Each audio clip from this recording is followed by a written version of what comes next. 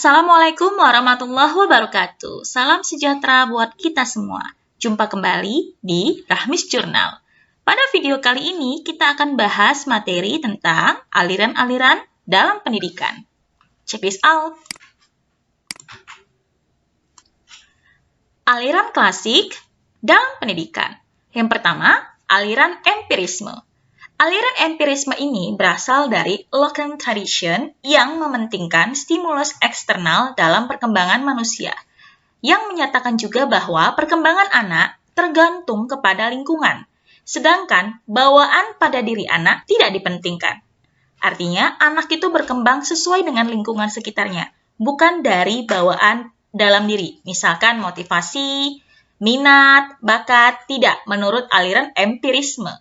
Pengalaman yang diperoleh anak dalam kehidupan sehari-hari didapat dari dunia sekitarnya, yang merupakan stimulasi-stimulasi dari alam bebas maupun yang diciptakan oleh orang dewasa dalam bentuk program pendidikan.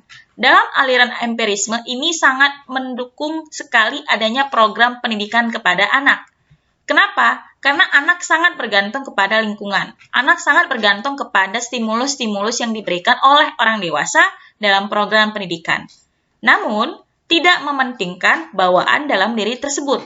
Artinya, bagi anak yang memiliki bakat tertentu, bukan menjadikan anak tersebut memiliki perkembangan yang baik.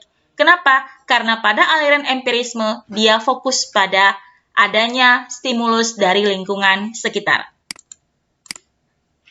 Nah, tokoh-tokoh yang merupakan penganut aliran empirisme ini adalah John Locke, yang mengembangkan teori tabula rasa, di mana anak lahir ke dunia bagaikan kertas putih yang bersih.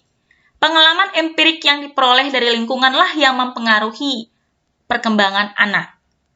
Tokoh lainnya adalah Ivan Pavlov dengan classical conditioning, E.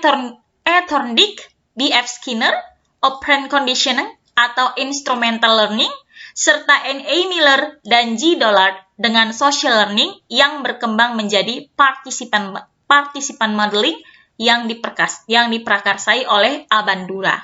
Jadi ini merupakan teori klasik pertama, yakni empirisme, di mana anak itu merupakan seseorang yang dia tidak tahu apa-apa tanpa diberikan pengetahuan program pendidikan melalui stimulasi lingkungan sekitar. Selain aliran empirisme, ada juga aliran nativisme.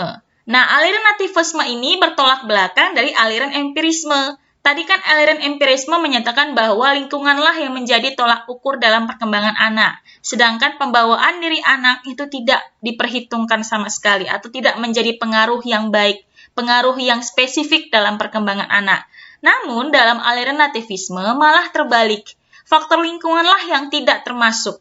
Namun, yang mempengaruhi adalah kemampuan dalam diri anak itu sendiri atau bawaan dalam diri anak itu sendiri. Itu bertolak dari Leibnizian tradition, di mana menekankan pada kemampuan dalam diri anak. Sedangkan faktor lingkungan yang termasuk di dalamnya pendidikan oleh orang dewasa kurang mempengaruhi terhadap perkembangan anak.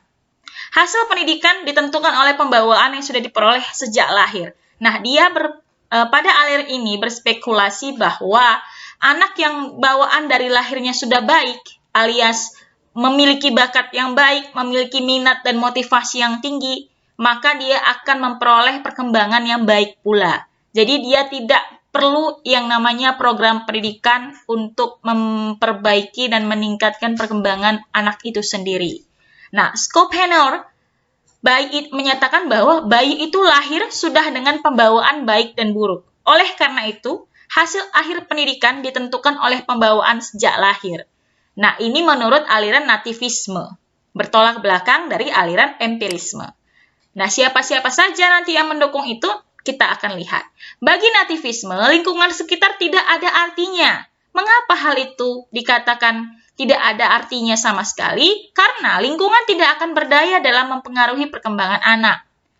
Ada pendapat aliran nativisme lain yang berpengaruh luas, yakni menyatakan bahwa dalam diri individu terdapat suatu inti pribadi, dikemukakan oleh G. Leibniz Monad, yang mendorong manusia untuk mewujudkan diri, menentukan pilihan, kemauan sendiri dan yang menempatkan manusia sebagai makhluk yang aktif dan memiliki kemauan yang bebas. Humanistik psikologi fenomenologis Carl Rogers. Di mana dalam hal ini dinyatakan bahwa anak itu sudah memiliki kemampuan yang besar, kemampuan yang baik, pribadi yang baik, tanpa perlu adanya program pendidikan, tanpa perlu adanya pengaruh dari lingkungan sekitar. Jadi, anak itu akan berkembang dengan baik tergantung kepada pribadi anak tersebut. Nah, itu kesimpulannya yang berdasarkan terhadap aliran nativisme ini. Nah, variasi fenomenologis atau humanistik. Yang pertama, pendekatan aktualisasi diri atau non-direktif, client-centered dari Carl Rogers dan Abraham Maslow. Ada juga namanya pendekatan personal constructs dari G.A. Kelly yang menekankan bahwa pentingnya memahami hubungan transaksional antara manusia dan lingkungannya sebagai bekal awal memahami perilakunya. Artinya dipahami terlebih dahulu perilaku anak tersebut, lalu pembawaan dirinya itu seperti apa. Nah, itu yang akan menjadi fokus utama sebelum anak itu dilempar dalam program pendidikan yang ada di sekitar lingkungannya.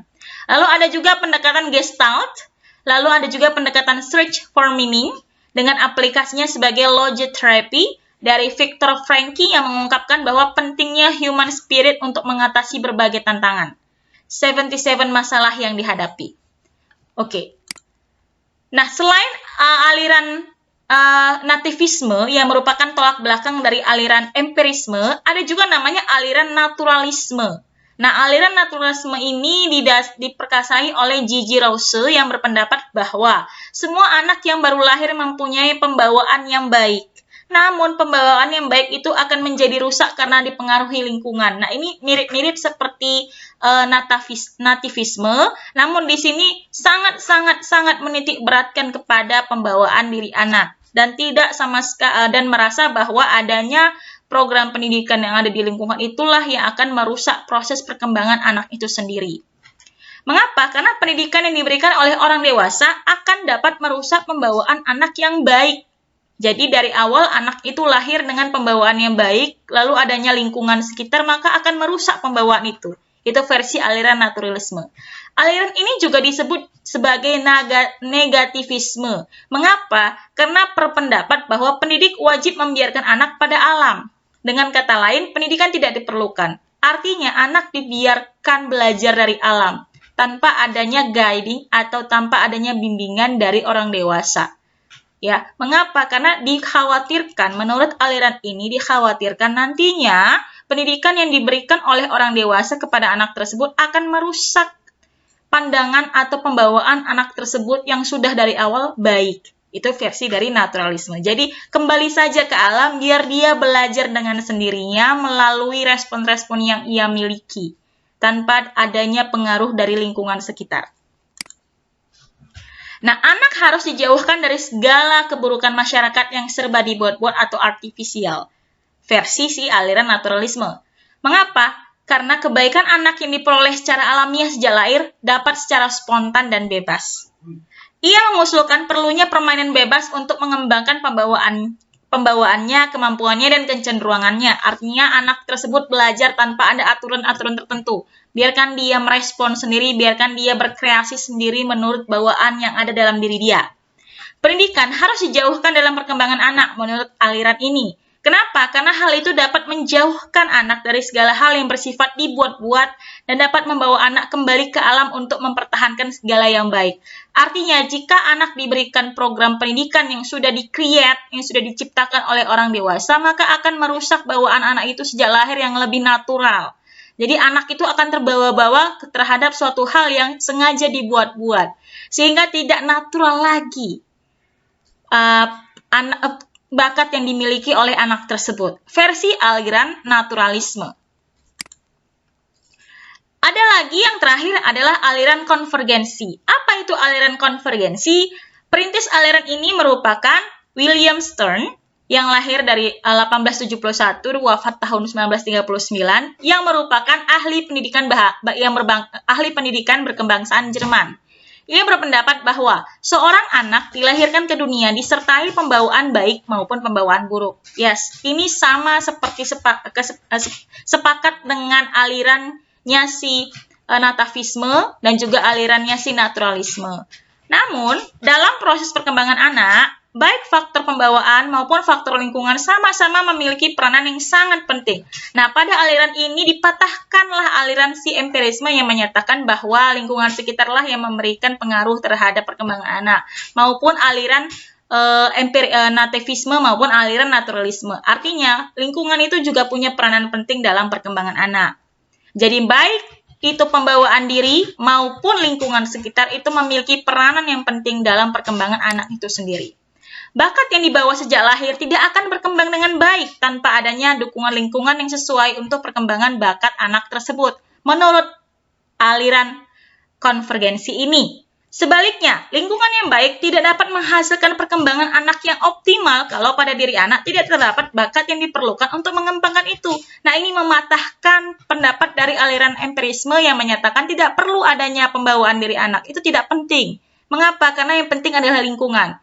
Namun, pada aliran konvergensi dipatahkan. Kenapa? Kalau anak tidak memiliki pembawaan yang tepat terhadap lingkungan tersebut, bagaimana anak tersebut bisa mengembangkan bakatnya dengan baik? Mengembangkan kemampuan belajarnya dengan baik jika tidak didukung oleh bawaan diri, baik bakat, minat maupun motivasi yang baik terhadap lingkungan tersebut, terhadap program pendidikan yang diberikan. Ya. Nah, ada berbagai variasi pendapat tentang faktor-faktor mana yang paling penting dalam menentukan perkembangan tersebut. Hal ini tercermin dalam perbedaan strategi yang tepat untuk memahami perilaku manusia. Apa-apa saja itu? Strategi disposisional, konstitusional, fenomenologis, humanistik, behavioral, maupun psikodinamik atau psikoanalitik. Nah, ini juga berkaitan dengan teori-teori belajar. Jadi, aliran konvergensi ini disesuaikan juga dengan aliran-aliran belajar. Dalam hal teori belajar, muncul variasi teori belajar model behavioralisme yang yakni belajar tuntas, model belajar kontrol diri, model simulasi, dan model asertif, rumpun model pemrosesan informasi, model inquiry, model presentasi kerangka dasar atau advanced organizer, dan model pengembangan berpikir, serta peran guru, fasilitator, atau informator, teknik penilaian siswa dengan tes objektif atau esai, perumusan tujuan pembelajaran, behavioral, peran pada teknologi pembelajaran, the teaching machine, belajar pemrograman, dan lain sebagainya. Itu saja materi untuk hari ini. Semoga kalian bisa memahami seperti apa sih sebenarnya aliran-aliran dalam pendidikan dan bisa kita sesuaikan dengan pembelajaran kita di kelas masing-masing. Sampai sini saja materi untuk video kali ini. Semoga bermanfaat. Jangan lupa untuk di-subscribe, like, dan berikan feedback di kolom komentar. Salam sehat, sampai jumpa lagi di video-video berikutnya. Assalamualaikum warahmatullahi wabarakatuh dan sampai jumpa lagi. Salam sejahtera buat kita semua. See you, bye.